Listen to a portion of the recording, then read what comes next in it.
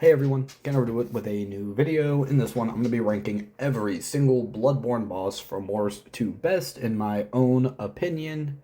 This list is going to include bosses from the base game and bosses from the DLC. It's going to be a total of 17 from the base, 5 from the DLC. No, I am not going to be ranking the Chalice bosses. I don't want to think about the Chalice bosses. This list is going to be strictly my own opinion. If you do not know what that means, it means that this list is objectively and factually correct and cannot be debated. As for my criteria for putting one boss above another, it really comes down to one of three things. Number one, the gameplay. How satisfying is the gameplay loop? Do I find the boss to be replayable? How well telegraphed are their attacks? How aggressive are they? Etc., etc. The second thing I'm going to be looking for is going to be the lore. I'm sorry, I like to read. I enjoy a good story. If there is a boss fight, or a boss in particular, that has really strong lore that I'm deeply invested in, then obviously they're going to rank higher. And then the last thing I'm looking for is atmosphere. These are things like the boss arena, how the boss itself looks, the creativity that went into the boss fight, the soundtrack, anything like that. The visual and audio stuff, that's going to be atmosphere. Now, it goes without saying, Bloodborne is one of my favorite video games of all time. It has some amazing bosses that I cannot wait to gush about. But before we talk about them, we have to talk about some real shit bosses. And that's going to start with number 22, Rom the Vacuous fucking Spider. I hate this boss. I hate everything about this boss. The one good thing I will give Rom is the arena. I think that the arena is fucking gorgeous. I don't think anybody's going to disagree with me on that. The arena is immaculate, amazing. It's such a shame that it is wasted on this boss. The lore is fine, I guess. It's passable. It's nothing super grand. It's nothing super terrible. But the boss mechanics, I hate this boss. Let's talk about gameplay for a little bit. Aggression. How aggressive is Rom? When you spawn in, you need to initiate the fight yourself. Rom will not attack you until you attack it. Okay, fair enough. What about replayability? Anybody listening to this that enjoys fighting Rom again and again and again? Because you might just get to if you're lucky enough. What about her moves? Is Rom's moves telegraphed really well? I certainly don't think so. But let's talk about her mechanics a little bit, because I do think that there is some interesting things to talk about here. Rom is a gank fight. If you don't know what that means, it means that there's a bunch of ads in the fight as well.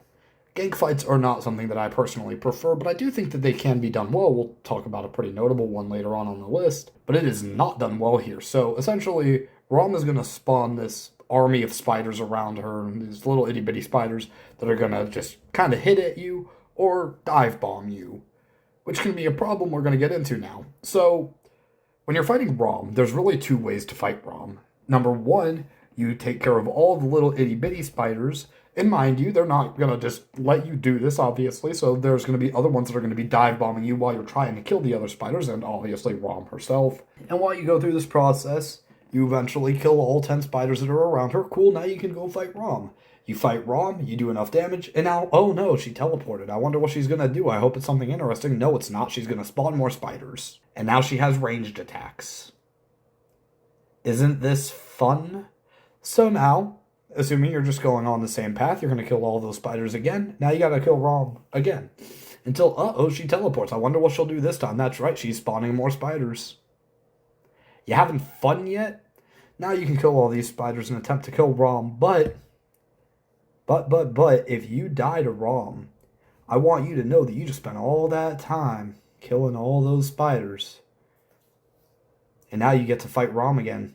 Isn't that fun? So you say, okay, can't overdo it. Now let's just try the other way. Let's just bum rush Rom, which is a fair strategy. That's what I normally do when I fight Rom. I want to get this fight over with as quickly as possible. But when you're doing that, you're going to be getting dive bombed by spiders. And there's a thing in this game called counter damage. If you're not familiar with counter damage, it's basically what happens when an enemy attacks you when you're in the middle of an attack or dodge, when you're in the middle of an action. And the damage is increased. So if you've got these little fucking spiders, and mind you, by the end of the fight, I believe that there's 30 of them, you get dive bombed by one of these motherfuckers when you're in the middle of dodging Rom's attacks? What, whoa? You died, and now you get to fight Rom again. You having fun yet? I hate this boss. I really do. Video games are something that I play for fun.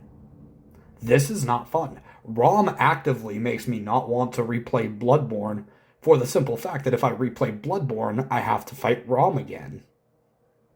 I don't want to fight Rom. I think that this boss sucks. And I am aware that, like, not everybody has Rom at the very bottom of the list, but I do think that this is worth mentioning. I've never seen Rom in the top half of any list. So, like, even if you want to defend, like, be like, well, Rom's not that bad. But, like, I mean, yeah, sure, she's not that bad. But what, you want me to move for 2 spots higher? Will that make you happy? Because I don't care. Rom is the worst boss in Bloodborne, the worst boss in Souls, and it's the worst video game boss I've ever fought. I hate this thing. Alright. You will not hear me that angry anymore. At number 21, I have the One Reborn. And this sucks. It really sucks. The cutscene for the One Reborn is fucking amazing. I absolutely adore it. I think it looks amazing. It's cinema. But then, similar to Rom, you get to the fight. The arena this time around isn't bad. I don't think it's super incredible or nothing, but it isn't bad.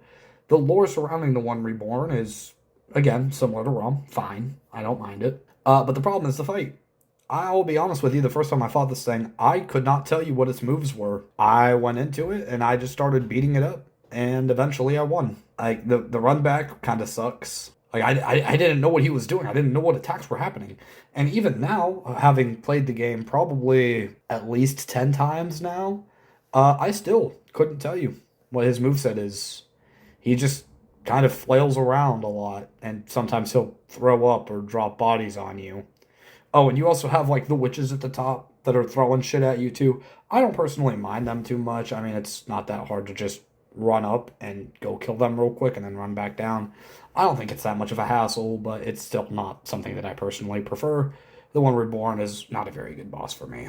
Now for number 20, and I kind of feel obligated to make a joke about this, so I will. We have Can't Overdo It, the Living Failures. Yeah, this boss sucks. The arena is beautiful. I really like the idea of hiding behind the thing in the middle for the meteor attack. I think that's neat. The soundtrack is absolutely wasted on a boss like this. The lore is whatever, I guess. And finally, the gameplay. This shit sucks. It's not very fun. And to be completely honest with you, I suck at this boss. I'm really bad with the parry timings. So, all in all, I'm not a fan of this boss. I don't really want to talk about this boss anymore. It's here at number 20. Moving on up to number 19. Have you ever wanted to fight smaller living failures, but there's more of them? Here's the Celestial Emissary. It's not a fun boss. The arena looks great. The lore, I honestly don't even know. I don't know what the lore is for these guys specifically. I mean, I know the lore about, like, the blue people. I understand that. I just don't understand this specific congregation. I don't know if they have any, like, specific things to them. And the fight itself is boring. So, moving on. What else do you want me to say? Number 18, we have a boss that is going to be very difficult for some people to fathom being this high on the list. And yes, I did just say that correctly. At number 18, I have Miko Lash, host of the nightmare, host of the bullshit. Again, this boss's lore is actually pretty good. I actually quite enjoy his lore. His voice acting is incredible. I think that Miko Lash is one of the most memorable bosses in Bloodborne, regardless of whether that's for good or bad reasons. I can't say Miko Lash is boring, and I think that that's noteworthy. The actual gimmick to his fight with him running around in the maze, I actually don't hate it. I mean, don't get me wrong, on subsequent playthroughs it's pretty annoying, but from a first player's perspective or a first timer's perspective, I actually find the gimmick kind of fun and engaging, to be honest. And then, much to the dismay of me and a couple of the other bosses that we've already talked about, then we get to the gameplay. Yikes. So, this is going to be the reason why Miko Lash is higher on this list than some people would probably like. I don't fight Phase 2 anymore. I used to. But then I learned of a beautiful technique, which I'm going to enlighten you all on in a minute. If you're Counting Miko Lash, all of his fight, Phase 1 and Phase 2, he would be a couple spots lower on this list because Phase 2 is quite frankly bullshit. And we all know why it's bullshit. Any of us that have played the game, but it's bullshit and it sucks. Here's the thing. I don't fight Miko Lash Phase 2. So, like, yes, I understand that you can make the assessment that, well, if you're going to be making a list like this, you should be counting every aspect of the boss. And normally I would agree. But personally speaking, if I'm making this personal list, if there is a boss that I am only fighting the first phase of every single time I play the game, I'm only going to really be judging it off of that first phase. And the first phase of Miko Lash is whatever. It's not good, but it's not bad either, in my opinion. So, if you want to know how to skip Miko Lash and save yourself the trouble, but first of all, if you're playing the game for the first time, definitely fight him the correct way. If you have played the game before, go get the key for the Upper Cathedral Ward, head up to the Cathedral Ward, find the Cosmic Eye Badge, go back to the Hunter's Dream, purchase Poison Knives, as many as you can, go back to fight Miko Lash, beat Phase 1, have him run around again, wait until he jumps down a hole, and just start chucking Poison Knives. The guy, he'll spaz out to death. It is a beautiful sight, and if you have died to him multiple times, in second phase specifically, you will get great pleasure from watching him die like this, I promise. At number 17, we have another DLC boss, Lawrence the First Vicar. It is amazing to me that the DLC can have some of the best bosses in the game and some of the worst bosses in the game. Lawrence is a reskin of the Cleric piece, which a lot of people will say, like, oh, it's bad because he's a reskin and that's lazy. I don't agree with that sentiment, actually. But him being a reskin is bad because the boss that he is a reskin of is better. But we'll talk about the Cleric Beast in a bit. Lawrence, the problem I have with Lawrence is his second phase. That's where Lawrence falls apart. His first phase, I don't love, but it is fun. It's a more aggressive Cleric Beast fight with a cooler design. It's a shame that he uses the same arena as Amelia, but I think that you can kind of justify it a little bit because the whole DLC idea is that it's a warped version of the game you've already played. But then again, I would also argue back saying that, well, all the other 4 bosses in the DLC, even the one that's worse than this one, at least has its own arena. So take that for what you will. The lore behind Lawrence is not super duper interesting to me, but it is interesting enough for me to want to bring it up in the first place. And the atmosphere with Lawrence, I mean, the music is great. It's the Bloodborne DLC. All of the music is great. But again, I can't put him higher because of second phase. I hate it. I don't want my game about dynamic movement to be reduced because of a lava monster that is shitting and vomiting lava. That's not fun. This is not a very fun boss to fight. Honestly, I normally skip Lawrence now because I just don't want to fight him. Oh, and that run back. Oof. That run back sucks. I hate it. I despise that run back. That run back is horrible. At number 16, I have a boss that should absolutely not be as low as it is. It is completely unfair for me to have this boss this low, and that is the Amygdala. But can't overdo it. If it's unfair, why did you do it? Because I don't care. I do not at all care that this is unfair. Amygdala should be a couple of spots higher, but I have 2 big reasons that it's not. Reason number 1, the defiled Amygdala. If you don't know what I'm talking about, perfect. Keep it that way. Reason number 2, the Nightmare Frontier. I hate the Nightmare Frontier. I hate everything about the Nightmare Frontier. There is not a single good thing about the Nightmare Frontier. Anytime I play this game, I avoid it because I don't want to go there. And thus, I normally skip out on the Amygdala fight. It is for these 2 reasons that I do not like the Amygdala fight and normally skip it. Those 2 factors are completely neglecting the actual boss encounter itself. This one, at least. And the boss itself is fine.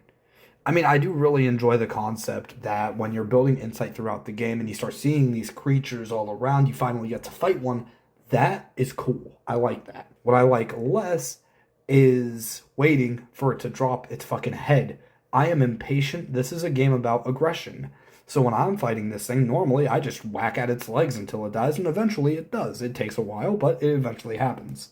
I do not enjoy this fight. I do not have fun with this fight. So it's down here. At number 15 is another boss that should not be as high as it is.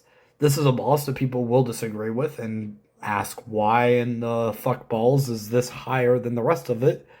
But I don't care. Number 15, the Witches of Hemwick. Let me explain. The Witches of Hemwick is not a bad boss by any means, in my opinion. There is nothing good I can say about it. I genuinely don't think there is a single good thing I can say about this boss. But what I can say is that I also don't see any real negatives, to be honest. This boss just kind of feels like a chore that you kind of have to do to get the item behind it. And that's really it. This is a nothing burger of a boss. There is nothing to this boss. But because of it, I really don't see it as actively bad. I just see this as a thing I kind of want to do on most of my playthroughs. All of the other bosses that we've talked about up until this point have been actively bad, in my opinion. The Witches of Hemwick, while not good, are not actively bad. I think that they are the most neutral, mid-ass boss you could find in this game. Moving right up, at number 14, I have a very unfortunate case, the Moon Presence. And the Moon Presence, from a lore perspective, is really cool. I mean, they're literally the reason the game happens. I love the Moon Presence for that. But there's more to a boss than just that. The soundtrack is fine enough. The arena is fucking gorgeous, even though it steals it from another boss that we'll talk about much later on the list. But the design, oh my god, the design is so fucking cool. When I think Lovecraftian monstrosity, this is the motherfucker that I see. And I'm so glad that they nailed the design on it. And there's also one specific aspect that puts him this high on my list, because to be completely honest, without this one aspect, he'd probably be a couple spots lower. But the reason that I have the Moon Presence as high as I do is from that one attack where he takes you all the way down to 1 HP. I understand that from a gameplay perspective, some people might not like this, especially when it combines with the attack that makes you not be able to use your healing. I get that. But I like to read. I like lore. I like theories, and I love when in-game lore affects gameplay. I love that shit, and we will be talking about that later. In the Moon Presence's case, though, in order to fight this thing in the first place, which is, in my opinion, the true final boss, but there's technically 3 potential final bosses. But anyways, in order to fight this thing, you need to collect 3 1/3 of the umbilical cord and consume it. There are 4 scattered throughout the map. Don't ask me why. You need to collect 3 of them and consume them in order to not be engulfed by the Moon Presence itself and stuck in the Hunter's Dream like the previous owner of the Hunter's Dream was. So, you have, in a sense, transcended humanity, because a normal human wouldn't have been able to do the same thing that you just did. Now that you're fighting the Moon Presence, it's still this all-powerful being, right? So naturally it would have this attack that could wipe anybody out. And it almost does. It leaves you with 1 HP, because you, at this point, as the hunter, have transcended humanity itself enough to the point where that attack from literal God, or a literal God, will not kill you instantly. It will weaken you a lot. I mean, you're still human, but you're enough over the line that it doesn't completely wipe you out, and I think that's really cool. And then obviously being able to rally your health back up using that system is also pretty neat. All in all, I like this fight, actually, and I normally fight him. At number 13, however, is a boss that I don't always fight, normally because I don't know when I'm supposed to fight him, and that's Dark Beast Parl. I still don't know when to fight him. I've played this game around 10 or so times, maybe a little bit more, maybe a little bit less. But Dark Beast Parl is a boss who I usually end up running in way too early, where I'm doing no damage and taking a shitload, or way too late, where I walk in and absolutely obliterate him instantly. So that's a big critique to have, and I honestly found him to be the hardest boss on here to rank because of that fact. Like, do I rank him based on him being super hard, or do I rank him based on him being super easy? It's not really an easy question to answer. And so I kind of went with a mix on it. I do love his design. I fucking think it's incredible, especially with the lightning effect on him. And I do like that whenever you enter his arena, you just kind of don't see him. He's just hiding in plain sight. I think that's awesome. And at the end of the day, though, that's kind of where my praise for him ends. I don't have anything really interesting to say about his gameplay. I don't have anything interesting to say about his lore. I don't really even have all that much interesting to say about the atmosphere. This is a good boss, and that is it. It is good. Just barely missing out on the top half of my list, I have the first boss I ever beat in any Souls game ever, Cleric Beast. And I mean, I kind of alluded to this with Lawrence earlier. This is the boss that Lawrence is based off of, and yeah, I think that the Cleric Beast is genuinely better than him. I will say the biggest knock against the Cleric Beast is replayability. The first time I ever played Bloodborne, and again, this was my first time playing a Souls game at all, I didn't really know what I was getting myself into. I struggled with the Cleric Beast a little bit. It probably took me like 10 to 15 tries, but I did die to him a couple of times, and because of that, I got to learn the fight more. However, on subsequent playthroughs, he's easy, like super easy. I could almost maybe potentially do this fight blindfolded. It is not a hard fight. I wouldn't be able to do it blindfolded, but it is a very easy fight. Generally speaking, when you've beaten him once, you will beat him again and again and again. Very few times will you find yourself dying to the Cleric Beast and having to run back to him. I don't think that that's a huge knock because I think at the end of the day, during that first encounter with him, he does a very good job of being a tutorial boss for beast bosses. I think that's great. But at the end of the day, he's still the tutorial boss. How do you rank the tutorial boss? Like, it's not going to be super easy for you, and at the end of the day, I couldn't put him much higher than this. At number 11, I could not put this boss in my top 10. It had to be right outside of it, and that is the Blood-Starved Beast. And the Blood-Starved Beast and I have some history together because I got stuck on them the first time I played the game, and then on subsequent playthroughs, I did really good against him. However, unfortunately for the Blood-Starved Beast, there is one huge knock I have against this guy, and it's actually similar to the Amygdala. This is an unfair situation. This is a situation that I should not be taking into account, but I am anyways because it's my list and fuck it. Blood-Starved Beast is one of the only 3 bosses that I was successfully able to beat on a Blood Level 4 run that I started and never finished. I hated fighting this thing on Blood Level 4. This was nightmare fuel. The first phase was whatever, the second phase whatever as well, but the third phase... Let me tell you something about this boss. One thing that I fucking hate is the grab attack. I hate this grab attack. Because for me personally, maybe I'm wrong, maybe I'm blind. I didn't see a tell for it. Even now, I still don't know when this thing is coming out. It feels like it just springs up on you instantly. And I hate that fact. I'm not in love with the fact that you need to waste valuable resources on this fight in the first place, like antidotes. But I can kind of let that slide. What I can't let slide is the actual hours of attempts that it took me to finally beat this thing on Blood Level 4. Because it sucked. I did not like the fight at all, to be honest. There was nothing about the fight that I liked on Blood Level 4. Again, though, like, it feels really unfair to count that super against it, so I'm only docking it a little bit on this list. I love the design of it. I think that the design is really fucked up and creepy looking. I hate the fact that it is the gatekeeper for Chalice dungeons. It should have never existed except for the one dungeon, which is, you know, I don't think I can say it on YouTube, but it's a great dungeon. You should visit it sometime. I don't mind the Blood-Starved Beast on regular playthroughs, but that one playthrough specifically, I hated it. Oh, and the soundtrack is great.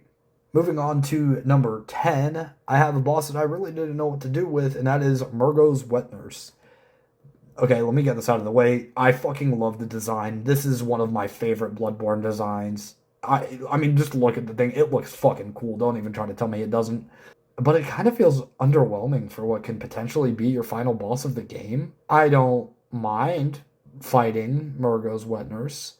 I think that the coolest part about the fight is the nightmare phase, where she summons herself, and I believe another one, to just kind of attack you when the entire arena goes black. But I skipped that because that is horrible, and I just do so by running around in circles. And it kind of stalls the fight. But the actual moveset is pretty cool. And overall, I genuinely have a fun time fighting Murgo's Wet Nurse. But I can't really put it any higher because I don't really feel like I have a reason to. At number 9, I have a very underrated boss, in my opinion. The next two really are pretty underrated, in my opinion. But in any case, at number 9, I have Vicar Amelia, or Vicar Amelia. This boss is so cool. I adore this boss. And I need to go on this quick tangent real quick. I think I only like this boss more after reading through Torture Princess, a very fucked up light novel series where a character essentially experiences the same thing that Amelia here does. Amelia has arguably my favorite cutscene in the entire game outside of a specific midway point cutscene. I'm sure you know the one. But this is one of my favorite cutscenes in the game. I really love it. I love how bleak it is. I love how well it sets the stage for the fight. And speaking of that fight, the one big critique that I do have with it is there's just so much going on with this character design. I do like it, but there's a lot of little shit that kind of obscures her movements, and that kind of sucks. It also doesn't help frame rates sometimes, which is also kind of annoying. And the healing mechanic is also annoying. So then why the hell is she this high? And I mean, everything else about the fight is really cool. I like the boss design. I like the cutscene. The lore is fine enough. The actual move set, despite being obscured, is not at all bad. I genuinely have a good time with this fight, and that's why it's up this high. Alright, I'm gonna cut to the chase here. I'm in the top 8 now, and all of these bosses are at least A tier, in my opinion, which is gonna sound crazy because at number 8, I have the Shadows of Yharnam, a gank fight. And yeah, I think that this is a gank fight done really well. I would not compare it, or I would not label it as my favorite gank fight. That would probably go to the Abyss Watchers off of the top of my head, but I haven't even finished DS3 yet, so let's not get into that. The Shadows of Yharnam are actually pretty good. I really like that you can kind of cheese the finale of it if you just leave the camel guy for last and start hitting him with a big ol' R1. I think that's really funny. But the actual fight itself is actually pretty cool. I like that you're able to divide the aggro because of the big tombstone in the arena. I think that's great. I think having a concept where you have 3 bosses, one at melee range, one with, more ranged attacks, and one that kind of floats in between, I think that's cool. I like the fact that when you get one of them low enough that they all get like the snake appendages, which were shown to you throughout the level before them. I think that's great. The soundtrack is honestly not noteworthy at all, but whatever. The arena looks cool. The boss design is very minimalistic, but if you've been on the channel and you're watching this video, I am a rather minimalistic person myself, so I really don't mind that. I like this fight, surprisingly, and I think that it's actually really underrated. At number 7, I have the reason that I don't ever want to continue that Blood Level 4 run. I have Ebrietis, Daughter of the Cosmos, Ebrietis, I don't know. Ebrietis is what I'm going with. In any case, this is, again, the reason I don't want to do a Blood Level 4 run. I don't want to finish it because I don't want to fight Ebrietis or another boss later, but mainly Ebrietis. This is a hard boss. In my opinion, this is, bar none, the hardest boss in the base game. It is really hard and sometimes very bullshit, but I do actually quite like the fight. The only real attack that I have a problem with is the charge, because the hitbox is just so whack. But again, I like this fight a lot. I have a lot of fun with it, and I normally try to redo it. Now, I'll be completely straight up. There are definitely times where I'm fighting Ebrietis and I get to the point where I'm like, dude, I don't want to fucking do this anymore, so I just skip it. But generally speaking, I do enjoy the fight. I actually prefer fighting her from the front. I know that there's a little trick where you just get behind her and you can snack away, but I actually enjoy waiting for the head slams to come in, unlike with a boss like Amygdala. And if you were to ask me, well, can't overdo it, what's the difference between the two? I would tell you, fuck if I know, man. Ebrietis looks fucking awesome. The boss design, how the fuck did somebody even come up with this shit? What? What? It looks so cool. I love Ebrietis, but I could not put it higher. Now at number 6, we have a very unfortunate situation. where my top 3 of Bloodborne are pretty locked in, and my number 4 and 5 are also pretty locked in.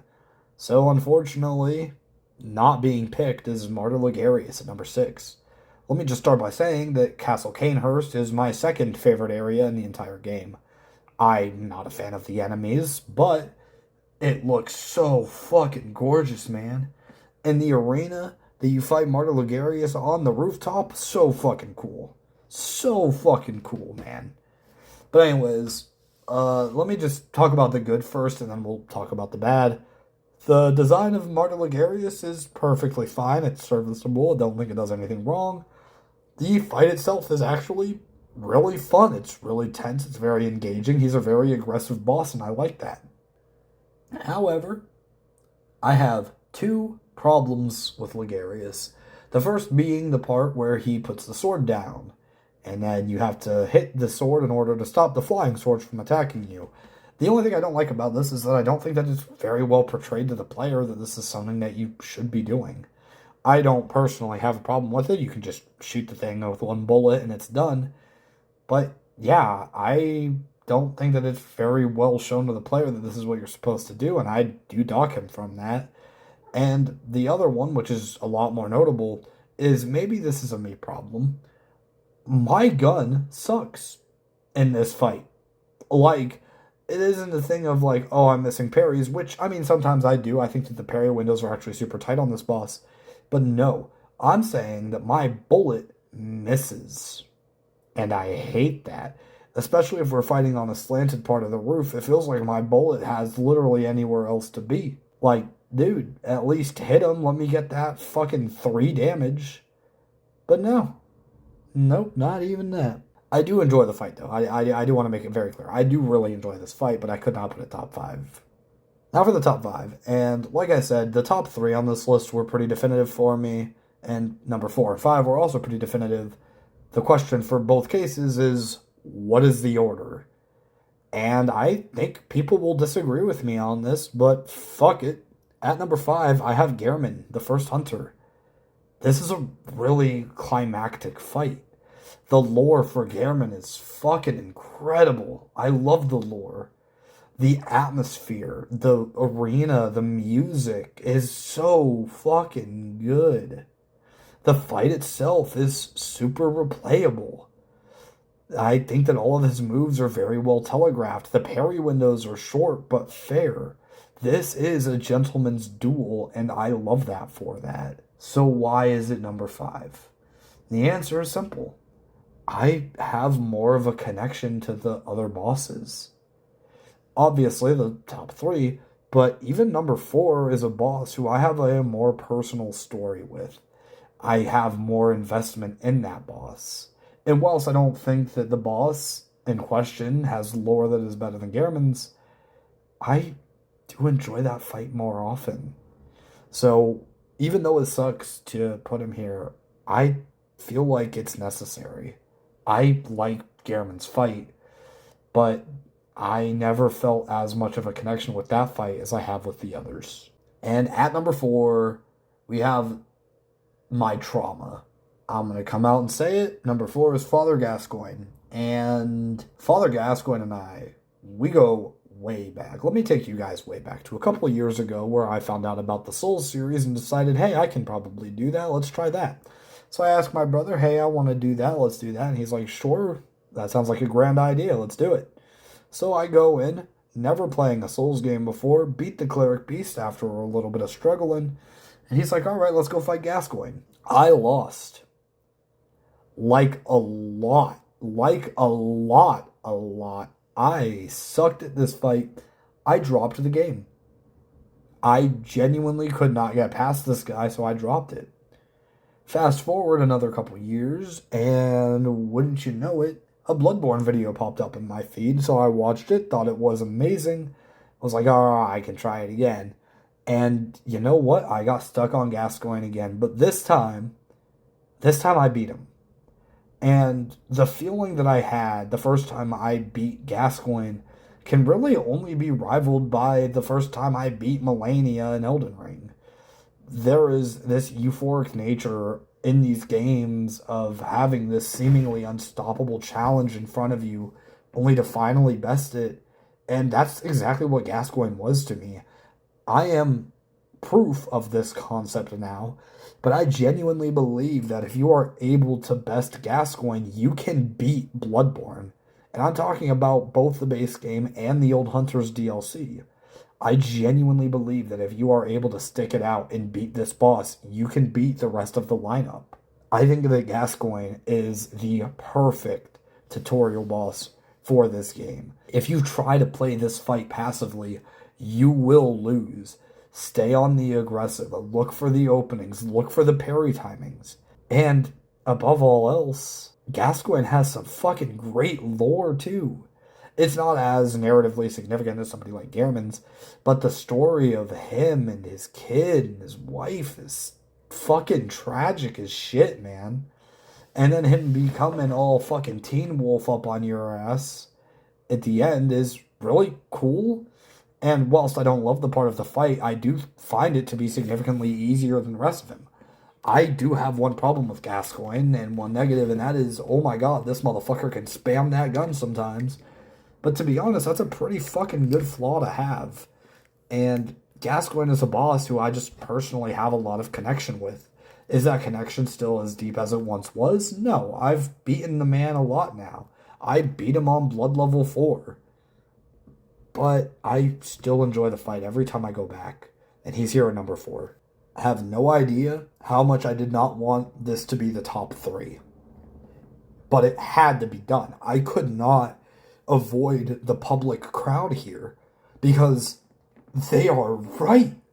The golden trio of the Old Hunters DLC is a trifecta of amazing bosses. But the best part is that to me, they all embody the criteria that I was looking for. One of these bosses has amazing replayability, great gameplay mechanics, and is overall just a really fun fight. Another one of these bosses has incredible lore that I have delved very deep into and am deeply moved by. And the other one has fucking amazing atmosphere, an amazing arena, an amazing soundtrack, an amazing design. So then I started breaking it down and thinking, what is it that I care the most about in this game? What aspect of this criteria do I give a damn the most about?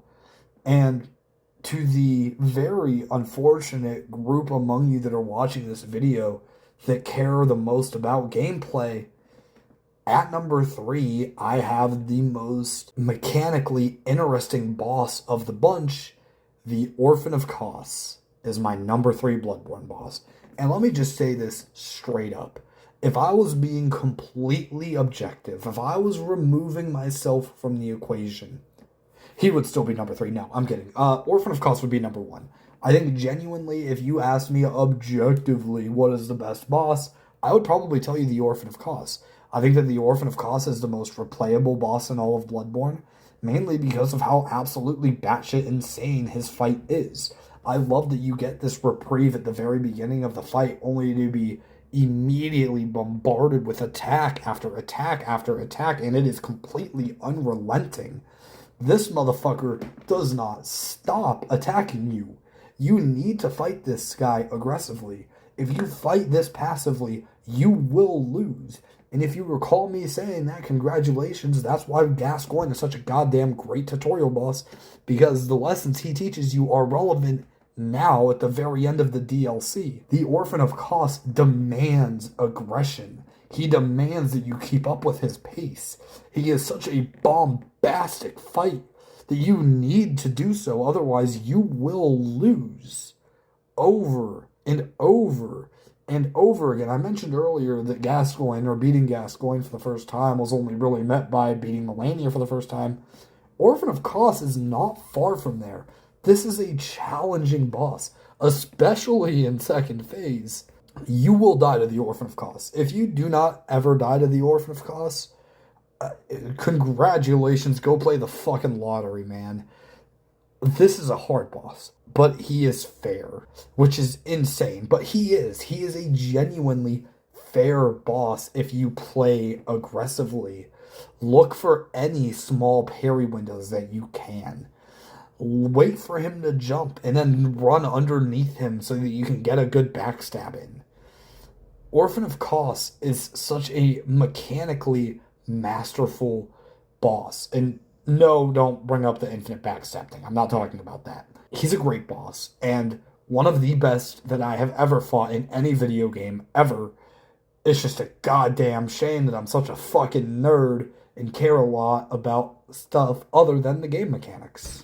And then, now we're here. What do I care about more? Do I care more about the lore, or do I care more about the atmosphere? Because I'll be honest, the lore boss here has fantastic atmosphere as well. The atmospheric boss has some really damn good lore as well. But at the end of the day, as much as it hurts, at number 2, I have Ludwig the Accursed or Ludwig the Holy Blade. I need to say this first. When it comes to atmosphere, this boss is amazing. I love the arena. I love the fact that you're fighting him in this gruesome blood pit. The soundtrack is the best in the entire game. It is not remotely close. Look at this fucking thing. I mean, look at it. Who the fuck thought of that? Incredible boss design, incredible boss music, incredible boss arena. Everything visually and audibly about this fight is amazing. And that's not talking about the cutscenes. I'm talking about both of those cutscenes. The original one is phenomenal with how bleak it is. The mid one is amazing. The mid-fight one, sorry, not the mid-cutscene, but the mid-fight cutscene is incredible. It's one of the best cutscenes in the entire game. For me, probably the best cutscene in the entire game. But there's one reason that I cannot put Ludwig as my number 1 boss. And it's a pretty big one. I hate fighting Ludwig Phase 1. Phase 2, I really enjoy. It's just a shame that Phase 2 is so much easier than Phase 1. Because I end up being put in this position where I am forced to spend more time with the boss that I don't like fighting than I am with the boss that I do like fighting. Because usually what happens with Ludwig is I'll die a handful of times to first phase, and then when I finally beat it and I finally get to fight the boss that I really enjoy, second phase Ludwig, it's over before I even get to the cool part of the soundtrack. And that's such a shame. I hate that that's how it goes, but it goes that way pretty much every single time. I still love the boss. Again, the arena, the soundtrack, the design, the cutscenes, everything atmospheric about this boss is fucking incredible. But then you have first phase who will just jump all the way up in the fucking air and then plop down on you. Like, what the fuck are you supposed to do about that? I still don't know, outside of just run around and hope you don't get caught. I don't think any of the moves in first phase are particularly interesting or noteworthy. And despite that, I still have this above the Orphan of Kos because of all the other shit that I mentioned. But at number 1, perhaps unsurprisingly to some of you, I think that, I could be wrong on this, but I do think that generally speaking, when you see comparisons of the Golden Trio, I think that this is normally number 3. But for me, it's number 1, and it had to be number 1. And it was number 1 coming into this list. I didn't even have to think about it. I have Lady Maria of the Astral Clock Tower. When it comes to atmosphere, to presentation, I have Maria above the Orphan of Kos. I think that Maria's design is just fucking beautiful. It's splendid. I think that the arena is one that I prefer over the Orphan of Kos. The soundtrack is one that I prefer over the Orphan of Kos. The cutscene is one that I prefer over the Orphan of Kos. When it comes to atmosphere, I have her above the Orphan of Kos. Let's talk about gameplay. When it comes to gameplay, I have her above Ludwig. I think that Maria is a more engaging fight throughout the entire thing than Ludwig is. I think that her final phase is on par with his second phase, for me, personally, in terms of enjoyability. But the rest of her fight handily puts her above him. I don't think that her atmosphere is as strong as Ludwig's. I don't think her gameplay is as strong as Orphan's. But I think that for me personally, when it comes to identifying these 3 criteria that I mentioned, she succeeds the most in all 3. there was this point that I mentioned earlier on in the video about the moon presence, where one thing that I really love in a video game is when lore ties in to the gameplay. And Lady Maria is the embodiment of this to me. I don't want to dive too much into her story right now because, spoiler alert, on my top 100 list, she is there somewhere. So I will be extensively talking about her lore there. But what I will tell you is that Maria is this character who swore off certain techniques that she had with blood and with blood fire. And despite that, because she is so desperate to keep you, the player, away from the fishing hamlet that she guards, she is willing to go back on that. She is willing to dive deep in her own self-hatred, to dive deep into these terrible, terrible powers that she swore off so that she could kill you. I love this fight. I think that phase 1 is way too easy, especially if you're just R1 spamming. I think phase 2 has a good enough amount of difficulty. I think phase 3 just looks so fucking cool, man. The only problem that I have with Maria is, one, she staggers too easily, and two, I wish that the fight lasted longer. I wish that she had another health bar. I wish that they extended this health bar. I don't give a shit how they do it. Fuck, dude, just give her 50% defense. I don't care what you need to do to make the fight longer, but make the fight longer. Maria is currently not only my favorite Bloodborne boss, but my favorite boss in any video game I have ever played, ever. With the only real competition being Sans, but I'm not talking about Sans right now. I love this fight. I love the lore that surrounds her character, which again, it sucks because this is the best part about the fight, and it's the reason she's number one, but I don't want to get too much into it because I'm going to later on in another video. But I love this fight. This is my favorite Souls fight, and it is my favorite boss fight in this horrendously god-awful, beautiful, perfect game called Bloodborne. Maria is the best hunter fight in this game, and hunter fights are my favorite in the game. I mean, if you look at my top 5, 3 of them are hunter fights. So, at the end of the day, as I stated in the beginning of the video, this is my opinion. My opinion is correct. My opinion is not wrong. It is irrefutable. Lady Maria of the Astral Clock Tower is the best boss in Bloodborne. Holy shit, dude. That was long. Much longer than I thought it would be. And fun fact, that was my second time recording it because there was a dog barking the first time. Yeah, man. I yapped a lot in this video, so I hope you guys enjoyed the yap. This is going to be very different than my normal videos. So, if this one does well, expect me to do this for definitely Dark Souls 1 at least. Eventually, expect me to do an Elden Ring one. Yeah, I don't want to do that one, because if I do, I'm going to try to rank every single boss in Elden Ring, and that is going to suck. So, hopefully I don't end up doing that. And then as I beat the other Souls games, I'll do the same for them. But for now, that is going to be everything. As always, take care, y'all.